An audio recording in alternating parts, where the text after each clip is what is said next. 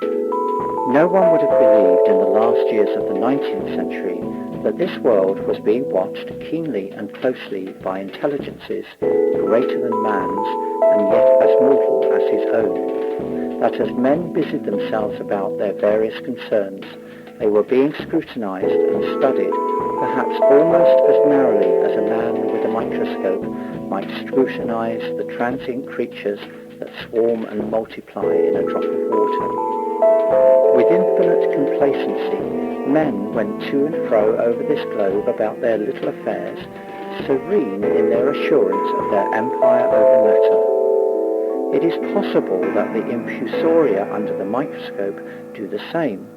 No one gave a thought to the older worlds of space as sources of human danger, or thought of them only to dismiss the idea of life upon them as impossible or improbable. It is curious to recall some of the mental habits of those departed days. At most, terrestrial men fancied that there might be other men upon Mars, perhaps inferior to themselves and ready to welcome a missionary enterprise.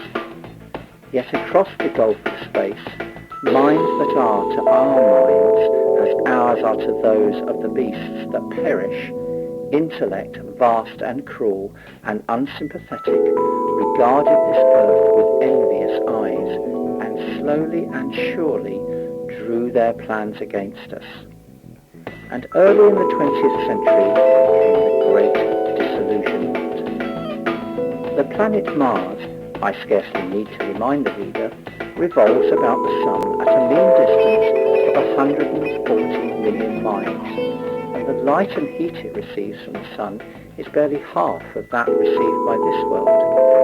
It must be, if the nebular hypothesis has any truth, older than our world, and long before this Earth ceased to be molten, life upon its surface